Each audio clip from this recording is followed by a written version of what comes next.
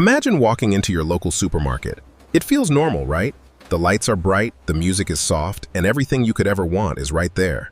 The shelves are bursting with avocados from Mexico, chocolate from Belgium, and exotic fruits that shouldn't even be in season in your hemisphere. In the electronics aisle, you pick up a smartphone. It's a marvel of engineering, and it feels like it was practically made just for you. It feels like magic. We live in an age of infinite abundance, where anything you want is just a click or a short drive away. But this magic is an illusion. We've grown so used to this flow of goods that we've forgotten the sheer scale and complexity required to maintain it. Behind the bright lights of our stores is a system so optimized, so lean, that it has absolutely no room for error. We aren't actually living in a world of plenty. We are living on a massive global conveyor belt that never stops. Or at least, it's not supposed to. Every piece of our lives, your morning coffee, your car parts, your life-saving medicines belt, is part of a giant, synchronized dance of logistics. For decades, companies have been obsessed with one thing: efficiency. Cutting costs, reducing waste, and removing any extra space in the system. This made things cheaper and faster, but it also made the world very, very tight. We traded the safety of a buffer for the speed of a race car. And in a system with no room for error, even a tiny mistake, a storm, a strike, or a single stuck ship, we've built a global machine that never sleeps. To understand why it's breaking, we first need to understand how we got here. We need to look at the heart of the modern factory. Because lately, that heart has been skipping beats. The conveyor belt is stuttering, and for the first time in decades, the shelves are going empty. Welcome to the just-in-time crisis. Where is it? To understand our current mess, we have to look at how we used to build things. For most of history, if you wanted to build something, you kept a giant pile of parts in a warehouse. This was just-in-case manufacturing. It was safe, but incredibly expensive. Imagine a giant dragon guarding a horde of car doors and windshields. But in post-war Japan, space and money were scarce. In the 1950s, Toyota realized that warehouses were just graveyards for money. They pioneered a new philosophy: just in time. Why store 1,000 tires when you only need 4 right now? They went to war against muda, the Japanese word for waste. Waiting is waste. Moving things is waste. Overproduction is the biggest waste of all. In this system, parts arrive at the factory gates exactly when the robot or the worker needs them. The results were legendary. Toyota went from a small player to a global giant. The rest of the world looked on in awe, and they wanted in. By the 1980s and 90s, everyone was doing it. American, German, and Korean companies all adopted the lean way of life. Lean meant stripping away anything that wasn't absolutely necessary. The global economy was becoming a high-performance athlete with zero body fat. But here's the problem with having zero body fat. If you don't eat for one day, you have no reserves to keep you going. In a just-in-time factory, there is no warehouse full of spare parts. If a single truck carrying screws is late, the entire multi-billion-dollar factory has to stop. Thousands of workers wait. Millions of dollars are lost every hour. But they forgot that a chain is only as strong as its weakest link. And as the 21st century began, we didn't just have a chain. We had a massive, tangled, global web. We've moved from local warehouses to a global web. Soon, the factory wasn't just a building anymore. The whole planet became the factory floor. Everything changed with a simple steel box, the shipping container. It allowed us to pack, stack, and move anything with robotic precision. We effectively turned the oceans into floating warehouses. Why pay for expensive land when you can store your goods on the move? That's brilliant.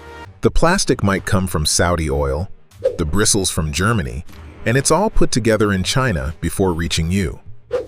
That's a 50,000-mile journey for a $2 item.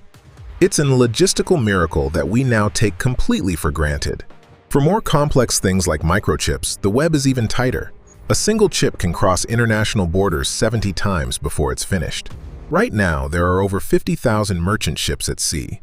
They are the blood cells of our global body, carrying the oxygen of trade. In our modern ports, robots move boxes with terrifying efficiency. We optimized everything for one goal: cost. We realized it was cheaper to make a phone in Asia and ship it to Europe than to make it next door. For a long time, distance seemed to disappear. The world felt small, accessible, but in this beautiful, tangled web, we also became totally dependent on each other. No country is an island anymore, not even islands.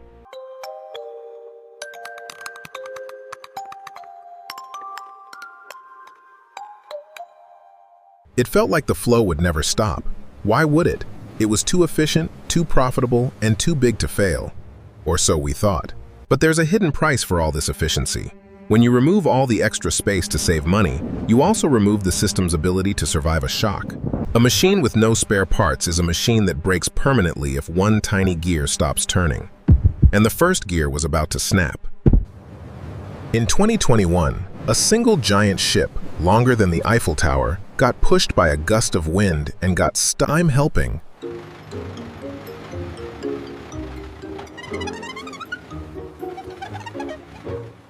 Suddenly, the just-in-time conveyor belt didn't just stutter.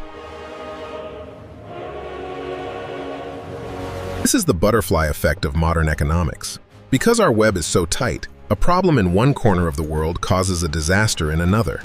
A factory fire in Japan meant you couldn't buy a truck in Ohio. A lockdown in Shanghai meant no medicine in London.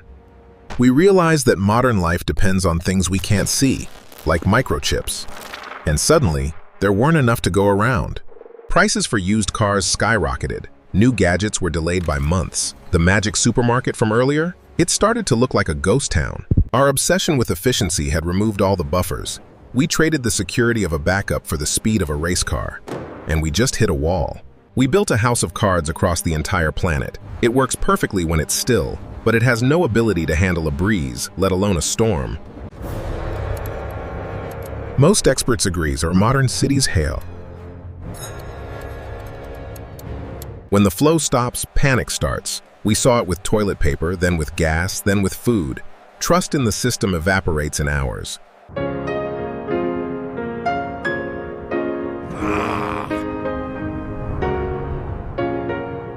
The era of blind efficiency, where we ignore the risks for an extra penny of profit, is coming to a painful end. So, what happens next? Is globalization over? Are we going back to the dark ages of making everything ourselves? Or are we building something better? The answer lies in a new word: resilience. Let's see how we're fixing the web to make it stronger than ever before. The era of blind efficiency is ending. Companies are now pivoting to a new strategy: just in case, keeping a safety net. Warehouses are making a comeback. We're building buffers, giant piles of parts that can keep a factory running for weeks. Companies are spreading their factories across more countries, so no single lockdown can stop them. And we're bringing production closer to home. Using things like 3D printing and automation, we can make complex parts right in our own backyards. This is more expensive. Your smartphone might cost a few more dollars, but that's the price we pay for a world that doesn't break when the wind blows. Globalization isn't over. It's just growing up. We're moving from a fragile spider web to a robust, reinforced steel cable of trade. We're building redundancy. Extra lanes, extra ships, and extra time.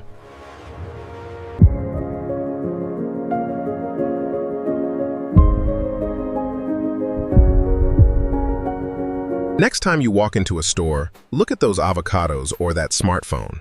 Think about the incredible, fragile web that brought them to you. The web is changing. It's getting stronger, wiser, and more resilient. Stay curious and keep your own pantry stocked. Thanks for watching. Don't forget to subscribe to our channel to explore more about the world's economy. See you in the next deep dive.